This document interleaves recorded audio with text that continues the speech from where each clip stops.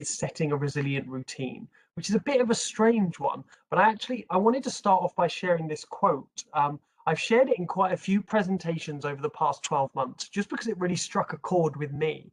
And the idea of the quote goes that because of the routines we follow, we often forget that life is an ongoing adventure. It's pure adventure. And we need to remember that we're created creative and we can invent new scenarios as frequently as they're needed. And I really liked that because it struck a chord with me in that, yes, I do need to be creative at a time like this. And it started me thinking personally, am I where I expected to be in my life? I don't think anyone ever is really. I couldn't have planned to be a psychotherapist, a mental health professional, speaking to large audiences of people about mental health and well-being. That wasn't something I could have predicted. But along the way, difficult situations have been thrown my way, difficult decisions, and by being creative and thinking carefully about it, I've been able to come up with a solution that suits me. And I liked sharing this. I liked talking to people about this because it really started people thinking about their own well-being and what they need to be creative enough to get through this pandemic. And then as I reread it, it was the first part of this that really stood out with me. Because of the routines we follow, we forget that life is an ongoing adventure. And it's so true. 18 months ago, I felt like I was in charge of everything, that I knew all that was going on in the world and everything was kind of within my control. But it's a trick. It's a trick of my mind that by being in routine and basically knowing what's coming up tomorrow, I trick my mind into feeling like I'm in control. Of course, the world is still massively random and anything terrible or fantastic could happen at any moment. I'm not in control of that, but my routine makes me feel safe and comfortable. I think for so many of us, myself included during this pandemic, the most difficult thing has been about trying to find a safety in a routine again, trying to find that comfort and that idea that I'm in control and I'm in charge of my life once again. And I'd love to hear your thoughts on this quote. Please do type them out in the chat. As I say, you can send messages to me privately if you prefer. But this really hit me in this idea of, okay, I need to start thinking carefully about what kind of routine I can get back in place. Not so that my life is boring and tame and normal, quote unquote, but just so that I feel much more in control so I can deal with the changes that are being thrown at me. And, and I started to reframe some of the slides that we looked at in our last presentation. And going back to the quote, we often forget that life is ongoing and pure adventure. Okay, so let's look at the pandemic as an adventure we've all been forced on. None of us chose to be in this position, but here we are. I want to hear from you guys, what's been affected in your life by all these changes? I know for me, it's come under these categories I've put on the left of the screen here. The flexibility of my life has changed. My professional communication that I have with my colleagues has changed. The social relationships I have both in and out of work has changed massively. I'm less able to get involved in collaborative working. Of course, my boundaries and routine have shifted, and that's made things even more difficult in different ways. My motivation and morale is much more difficult. My productivity has changed. Sometimes I'm hyper productive at the moment and I get loads of stuff done in a short amount of time. Other times I don't do anything for hours. My brain just goes blank and I can't cope with anything. My mental health has changed, my physical health, the accountability I feel for the work I do. I'm alone in my bedroom doing all this work. I can feel under a lot more pressure. And of course, my relationships with my customers or clients, the people I work with, have changed. Melissa said positive, her disability feels easier to manage. Yeah, absolutely. When I'm at home, I'm in my comfort zone, so I can feel a positive about that. I'm really pleased you shared that. Someone said privately, the world got smaller as isolated and shut in. Yes, we become a lot more blinkered, perhaps. We're not looking at ourselves as part of the outside world anymore. Melissa's also said negative isolation, especially from colleagues, and self-confidence being negatively impacted. Beautiful. Thank you for sharing that. Someone else has said privately here, a positive for me that it's given me the ability to explore my neurodivergence a bit more because I'm masking less. And I'm more able to just exist as a person. That's really interesting. Yeah. because you're less having to focus about yourself in terms of other people. You're able to look at yourself a lot more. I think that goes for the neurodivergent and the neurotypical as well. I've certainly spent more time focusing on what my needs are at the moment. Someone else has said privately, realizing what's important and enjoying nature. In a negative way, perhaps a little more sensitive to imagined slights. Yeah, we are a bit more sensitive at the moment. And if you want to look back at our previous presentations, I'll share the link to our YouTube channel at the end of this. But I think it's really important that we realize that there are some things going on in our brain that are changing the way we relate to our emotions and our memory at the moment. Positive, like saving time and money on travel. Yeah, big point. Big emotional connection to the finances we have. Doom on the news all the time. Simon says, yeah, I don't know if that's changed due to the pandemic. I think the news has always been pretty doomy to me sometimes. Alison saying having to support family members who've been struggling with life and isolation. Anxiety around not knowing how to socialize when we come out of lockdown. We're actually going to look at that, Melissa, in a little bit in this presentation. That was something that really came up last time, this future anxiety we might be having. Shabib says, when I do go out, I now really cherish and appreciate human contact and conversation. Same here. I stood in a garden with someone last week and it was like I was, I could see colors again. I don't know, it was amazing. Yeah. Someone said privately, negative, paranoid thoughts, self-confidence disappeared and overthinking things. Yeah, we're stuck in our own minds a lot more. Simon said living with a teen who's finding it really difficult. Yeah, that can be really tough. Teenagers are having a really difficult time at the moment. The world is pure adventure to them all of the time. Everything is new and exciting and they've got loads of options. You take those options away and life can feel really tight for teenagers at the moment. Guys, so many good comments coming in. Thank you. Someone else has said privately, everything has changed and there's hardly any constants. Yeah.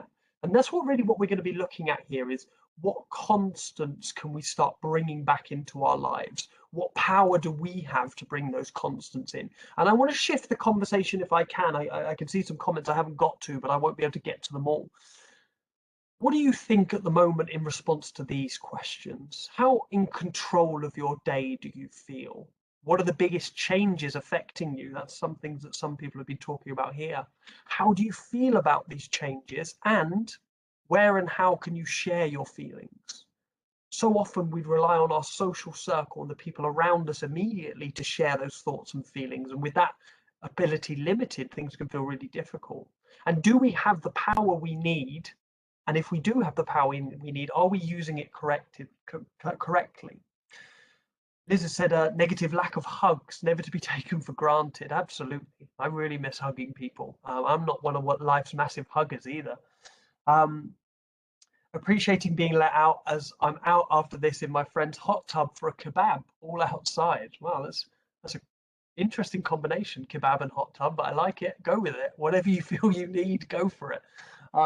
I think we're going to see a resurgence of hedonism after the pandemic. I think people are really going to indulge in the things that they want as long as they feel comfortable enough to.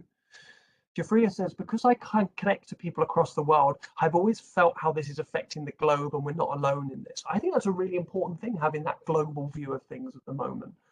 The pandemic, as far as I'm concerned, has been a great leveler. I've been having conversations about mental health in parts of the world where we don't normally speak openly about it. So I'm really pleased about that.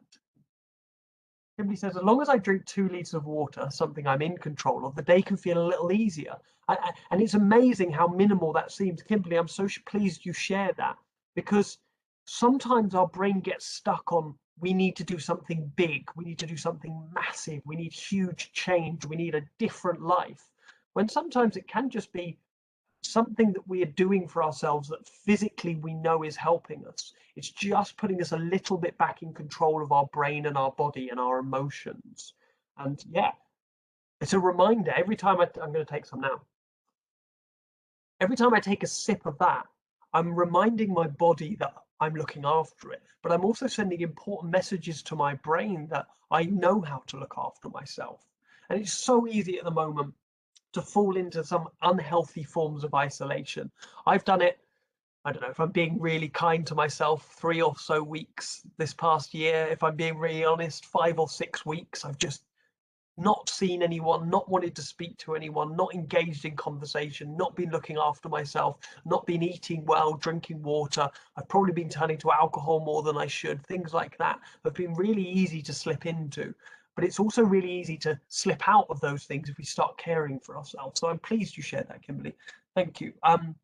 Alison says, I have created new routines which has helped me feel in control. So this is exactly what we're going to be talking about today. Walking, learning a language, and looking at the stars. Very interesting. Yeah, there's more stars visible, a lot less light pollution going on at the moment. Simon says, I've been going virtually to Slimming World as part of my previous routine. Do not tell them about the kebab. Simon is my last name. My name is Sam. All right, Sam, nice to meet you. Thank you. So I shared this as this was my first thoughts in the last webinar. I was starting to form this idea of, okay, yes, routines can be dull and boring, but they are what help us feel in control. And we are far more able to care for ourselves if it's part of our routine. If I know that I wake up every morning and I do 10 minutes of stretching and have a big glass of water, then I know it's much easier for me to access and do that every day. Someone said to me privately, I've started to exercise every morning. 2 miles on my treadmill has made such a difference. Yeah, because again, you're starting the day with something positive there, starting the day with something that you're in control of as well. Think carefully about the routines you have lost since working remotely or working differently, let's just say. So I started to try and outline what are the things that I need in my day, the touch points that I need to feel in control. And since I presented this last time, I've spoken to lots of our organizations about this very thing. And I've started to form this is how my mind works. I'm going to let you have an insight into how bonkers it is sometimes. But basically, I need a visual image for this.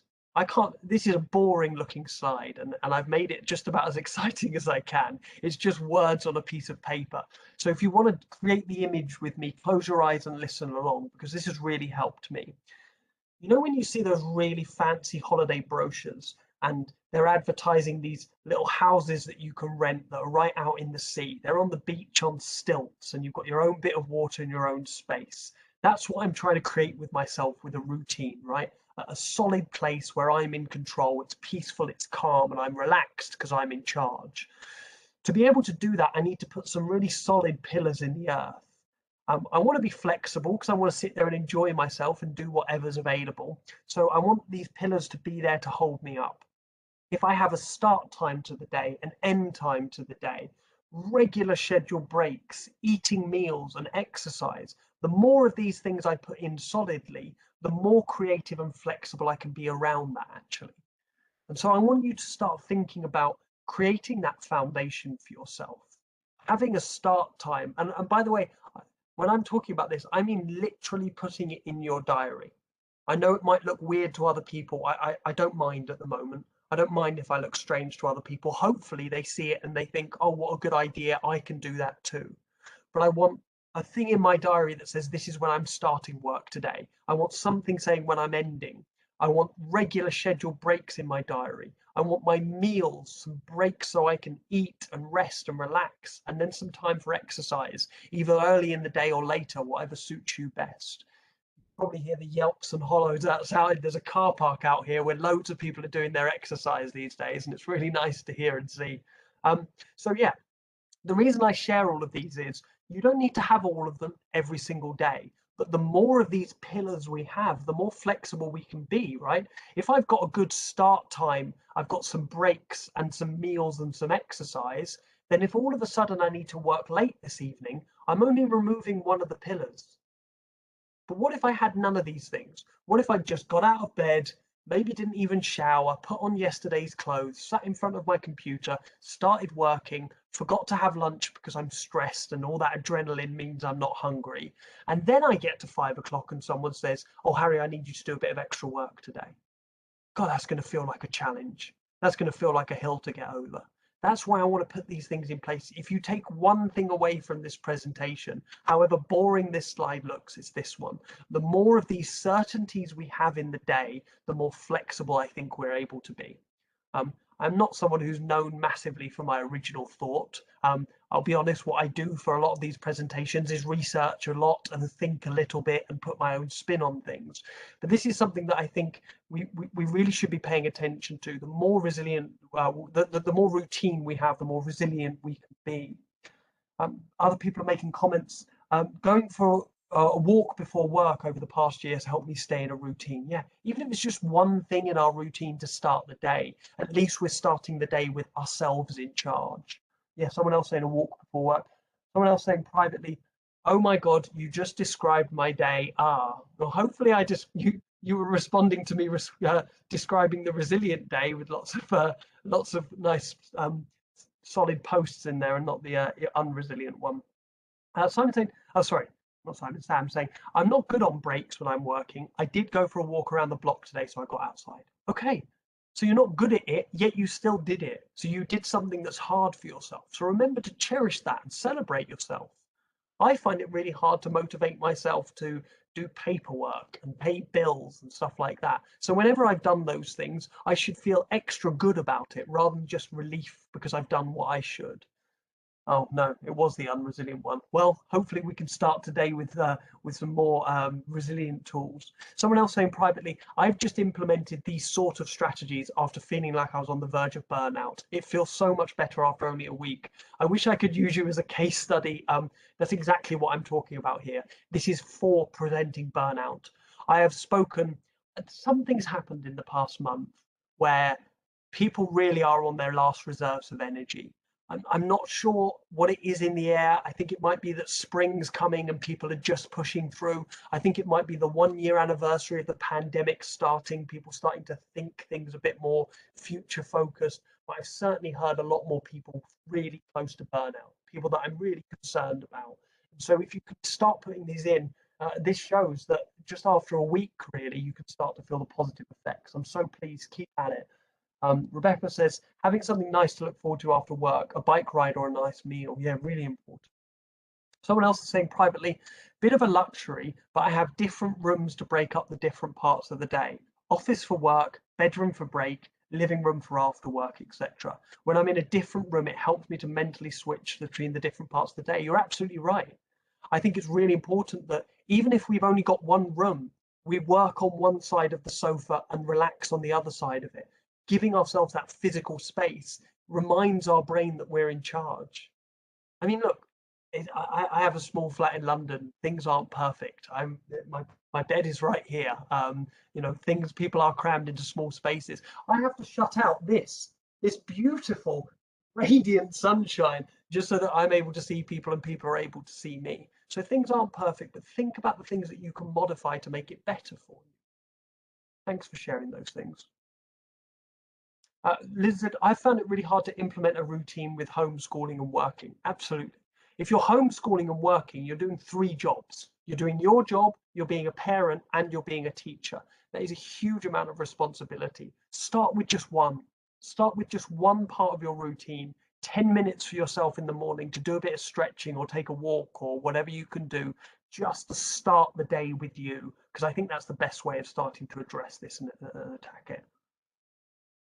Someone else saying privately, "My dad was really ill and he was in hospital. I couldn't see him and I was not working as on leave. I coped by decorating as I needed a purpose, as I had no control regarding my dad and couldn't help." Yeah. So we do recognize this at a base level as human beings, that control is what makes us feel comfortable. We also need space for our mental health, for our minds to be able to heal and become more resilient. And I started writing sentences down and it became a slide with this one. So let me know your thoughts and your questions around it. But I really like to set myself up in a positive frame of mind first thing in the morning.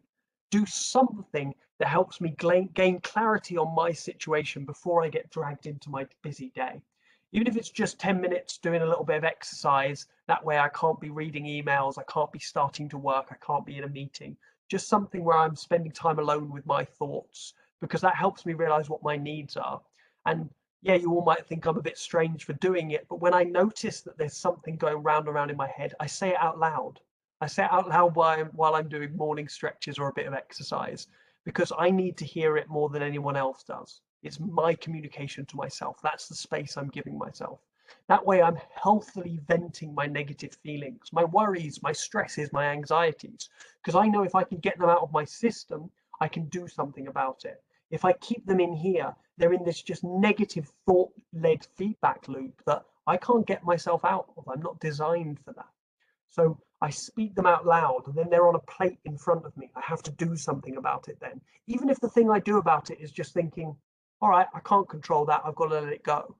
Really, really helps. That helps me to empty my mind and skip this cycle of doom that I can get stuck in with my thought processes.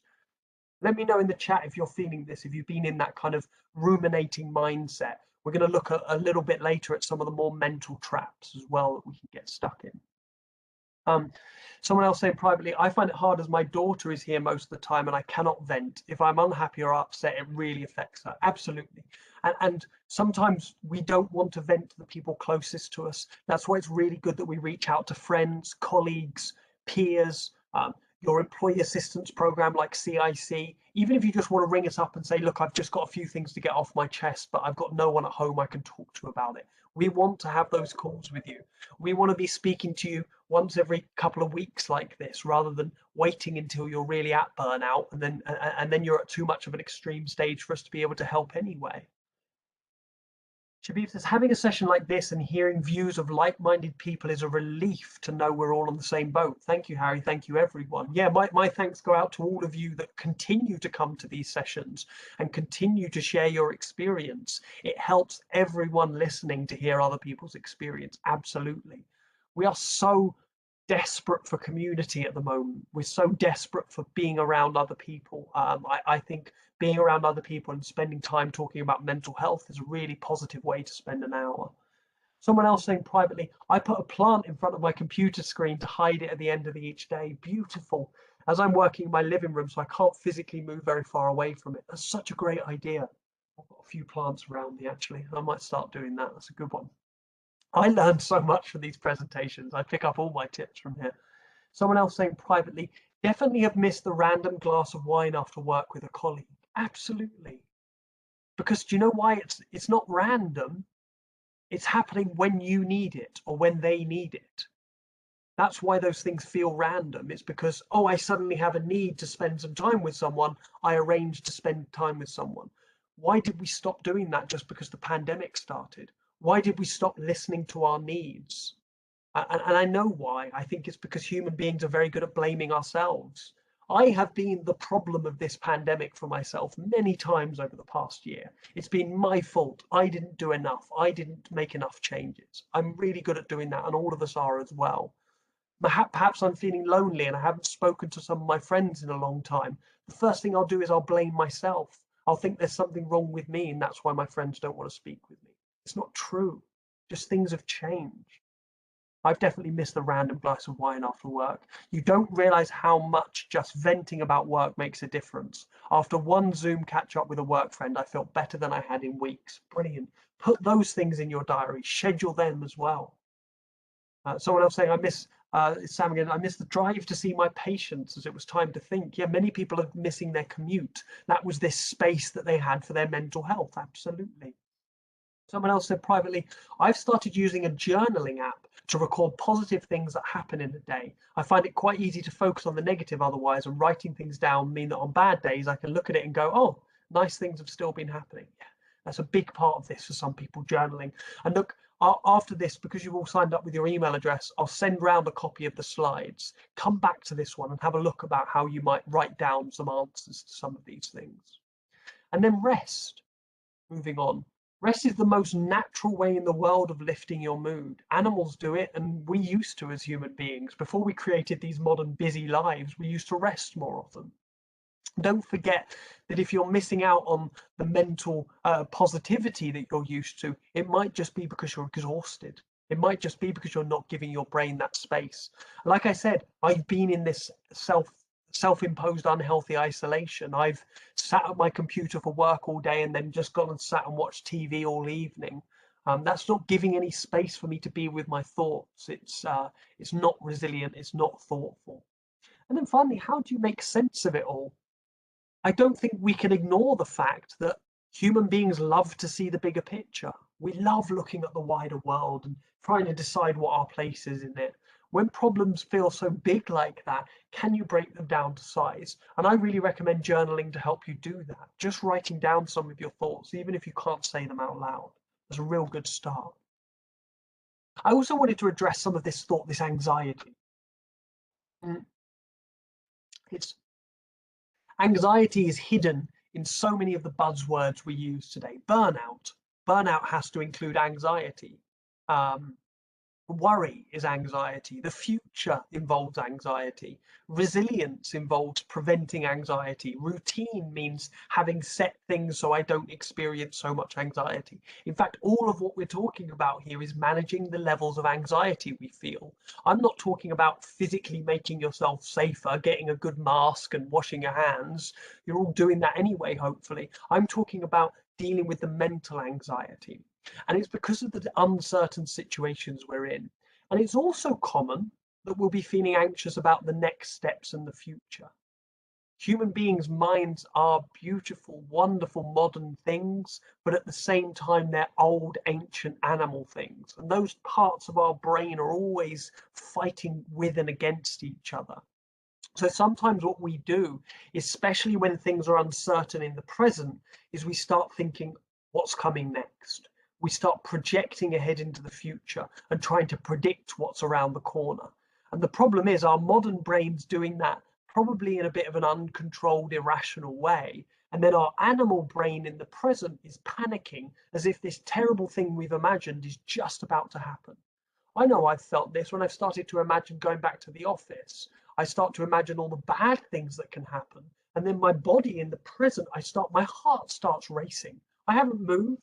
I'm still perfectly safe in my bedroom. And yet my brain's starting to imagine this terrible, difficult situation.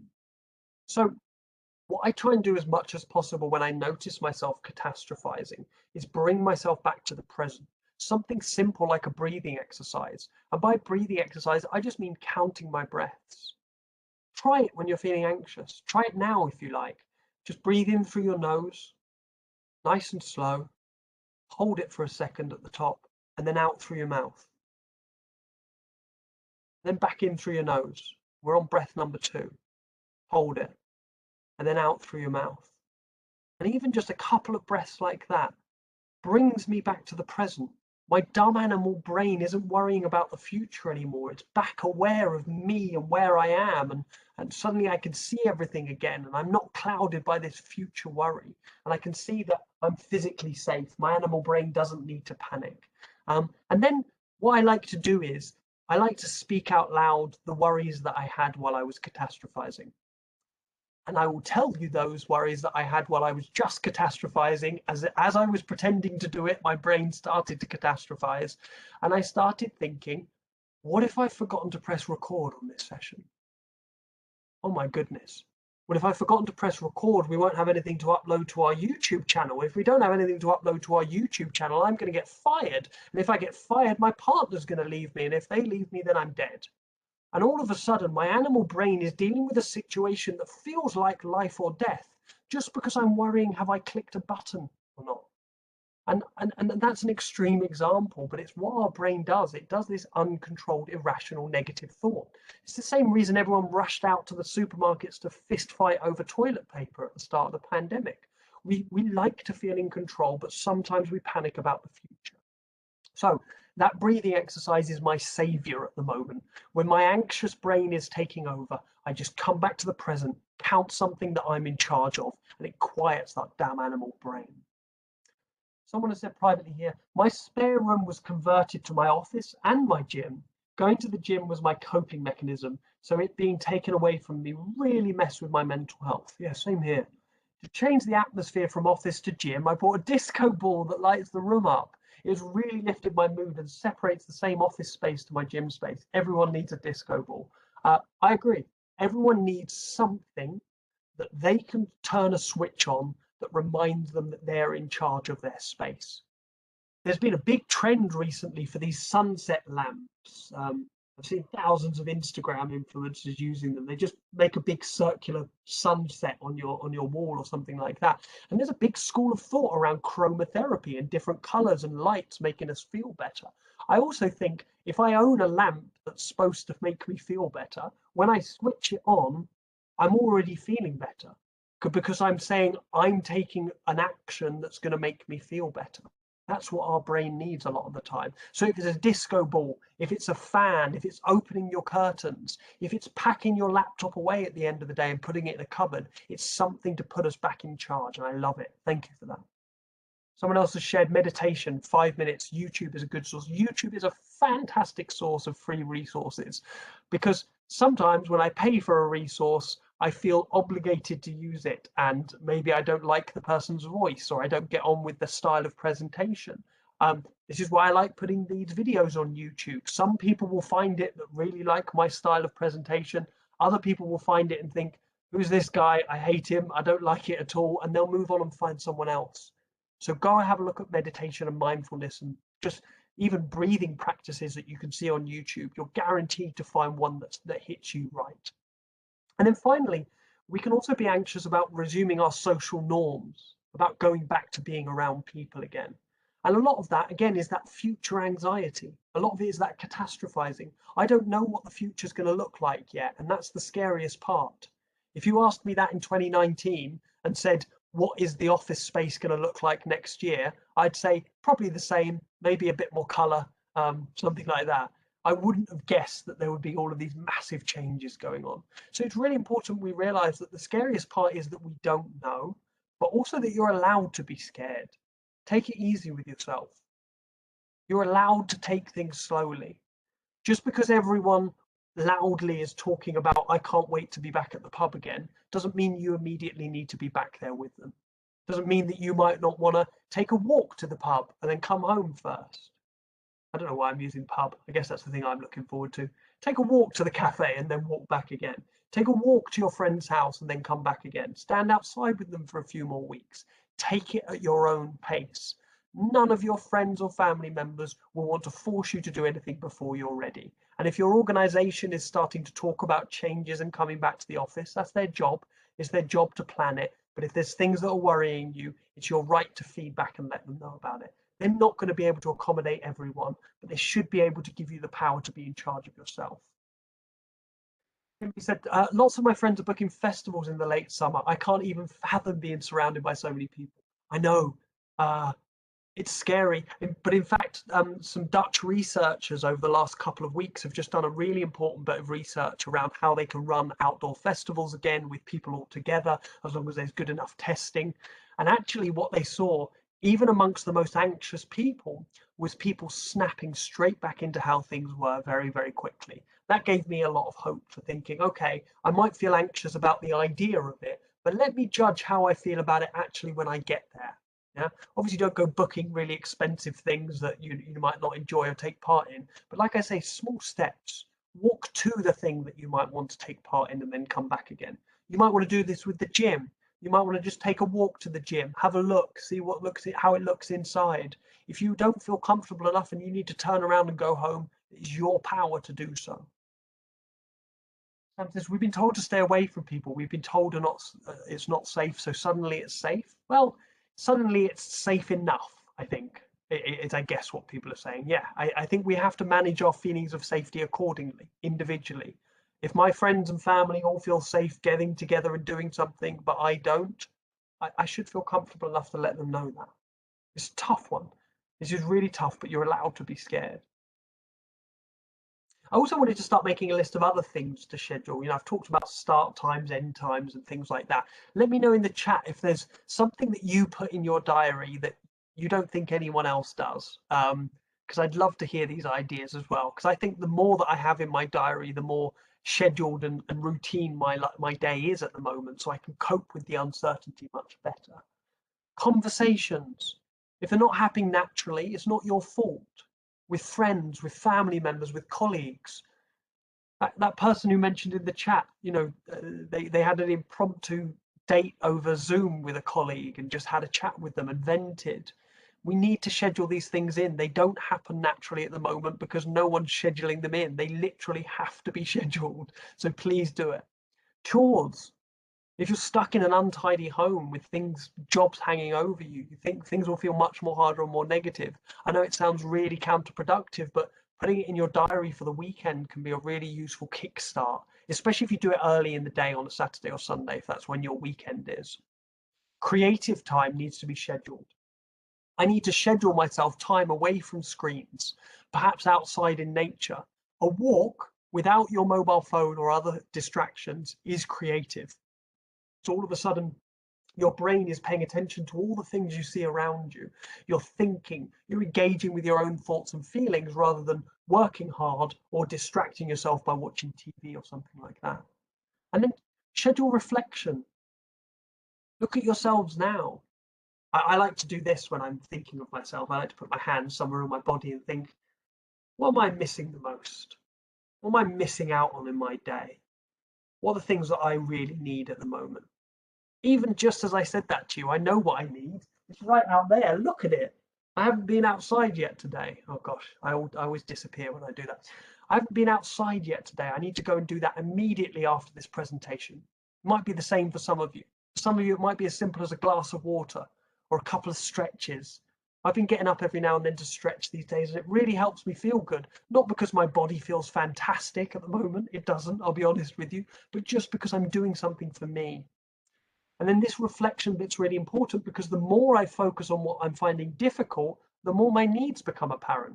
If I sit here for 5 seconds and pay attention to my body, immediately I notice my hip is playing up again. Well, that's what I need. I need to go and stretch my hip. Nothing more, nothing less. Someone else has said, I've been coming into the office along with 3 other colleagues. I feel really anxious about other people returning to my space. Yeah, really good one. This is going to be difficult for everyone. This is going to be difficult for the people that have been locked in the whole time. This is going to be difficult for the people that have been out in the less populated world. The best thing we can do about that is start speaking to our colleagues now. Don't wait and expect it to sort itself out. Start conversations with your colleagues around how things are going to be. The more we're involved in real conversation, the more we're actually taking part in what's happening rather than just imagining how bad it's going to be. Someone else saying, I schedule focus time where I can't be interrupted by chat messages or calls. Beautiful. I love focus time. It's a really good thing. Sam says, I meet my friends for a walk and we agree it's a venting, swearing event. Usually it ends in a good laughing, a feeling of unloading. We need to unburden ourselves of these things. This is one of my favorite tools to use. I haven't presented this in a short while, really, but it's been around for a long time. It was created by the NHS alongside some other mental health stuff they did a few years back. And if you feel like closing your eyes helps, close your eyes and listen along while I talk through this. But basically, what we're going to look at is our week so far. So far, it's just Monday and most of Tuesday. Throughout that time, have you felt able to take notice and be curious of what's going on around you, or have you felt quite blinkered?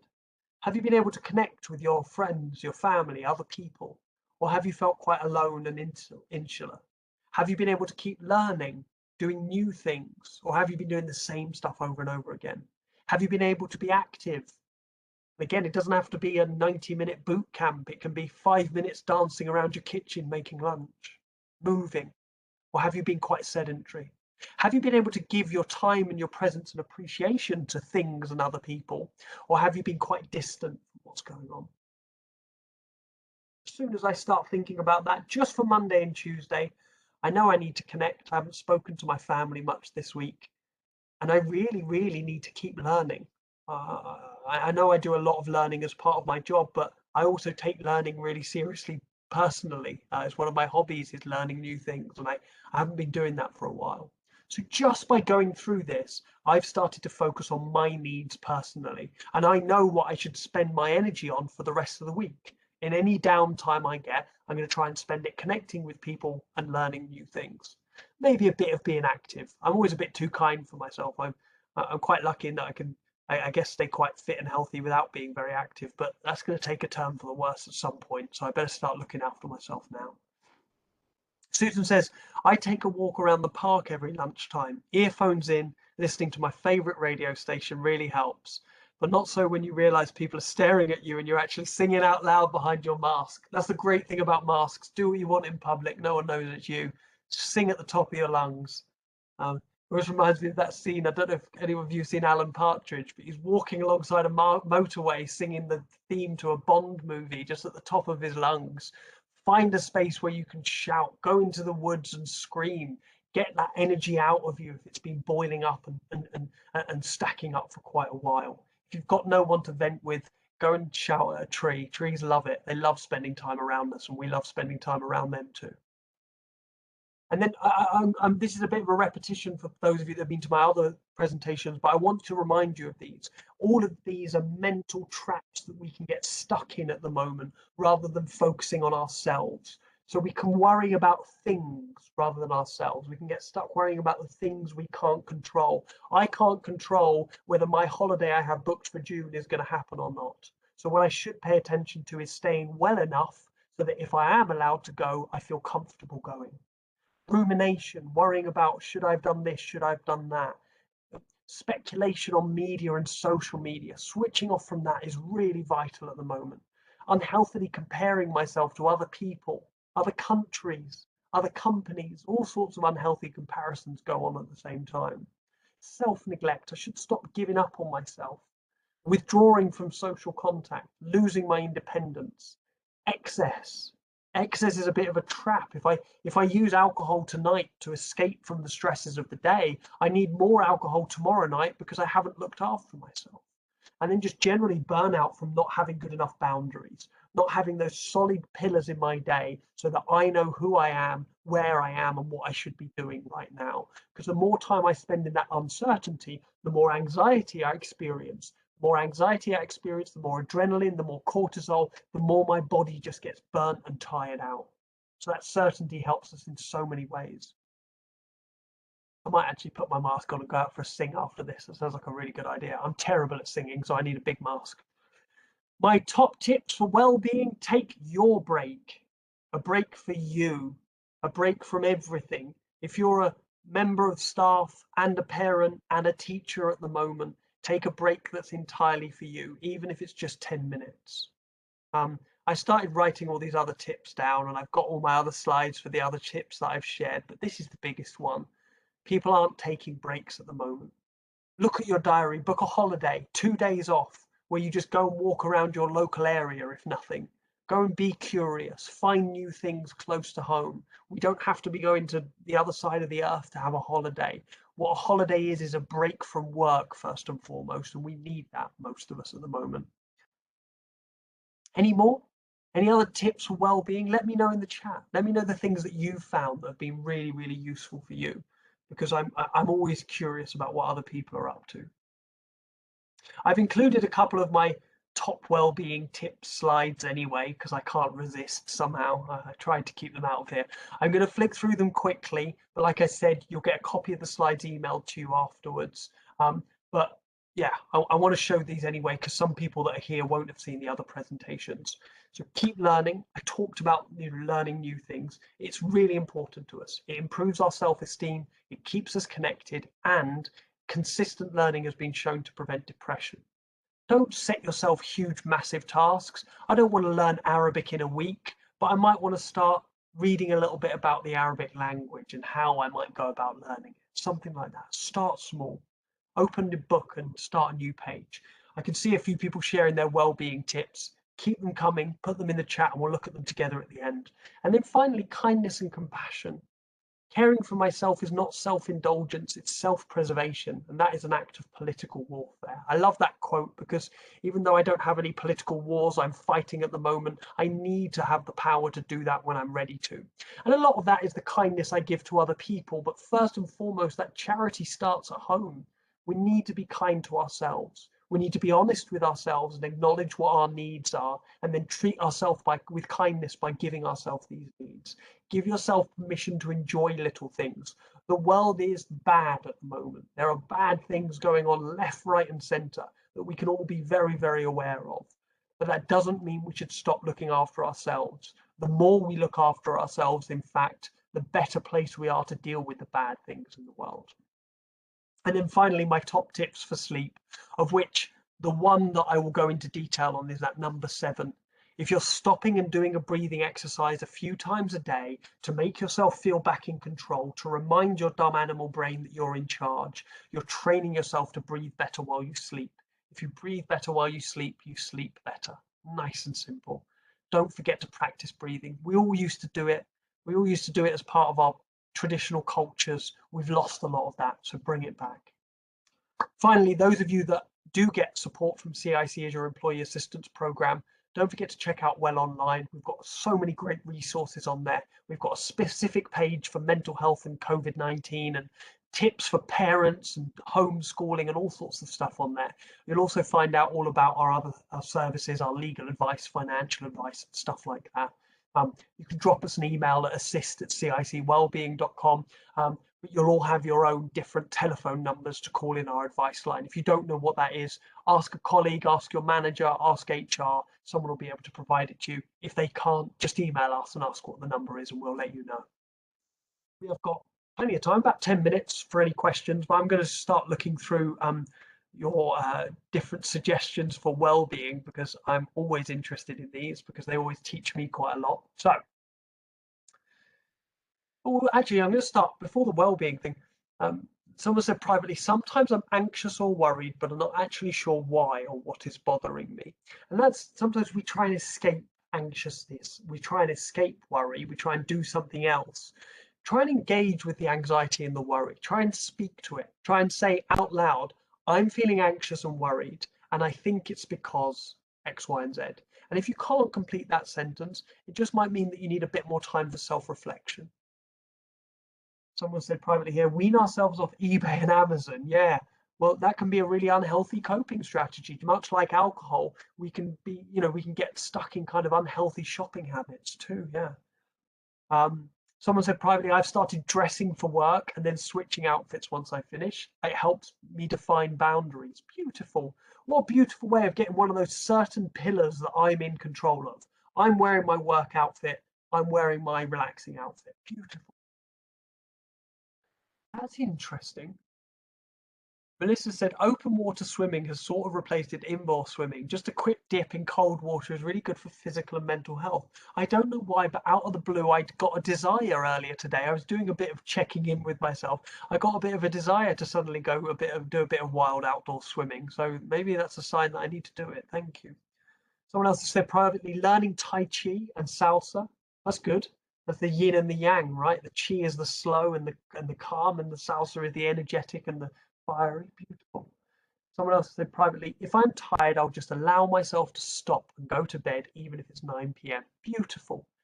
We were all told this when we were kids. If you're having a tough day and you're cranky about it, you probably just need more sleep. The same thing goes for us as adults. We're not immune to that.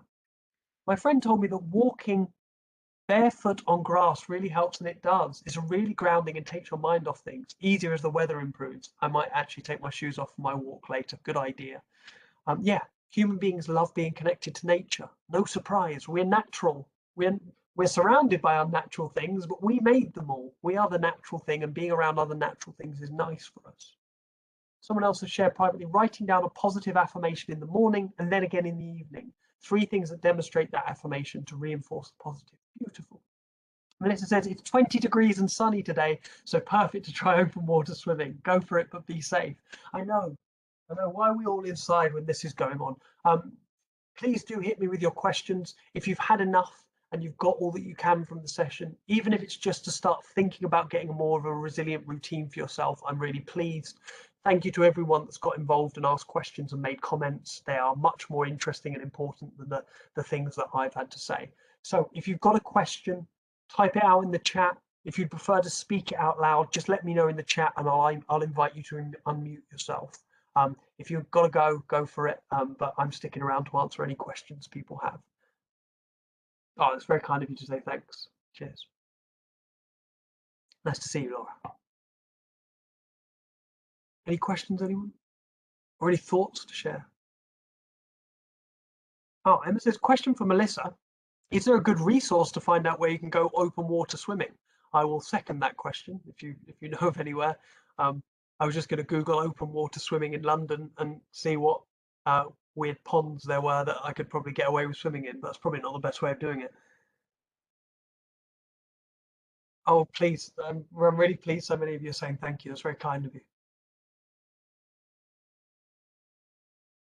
I'm just going to switch off the recording now because we don't need everything recorded. So those of you that are watching on YouTube, thank you and goodbye.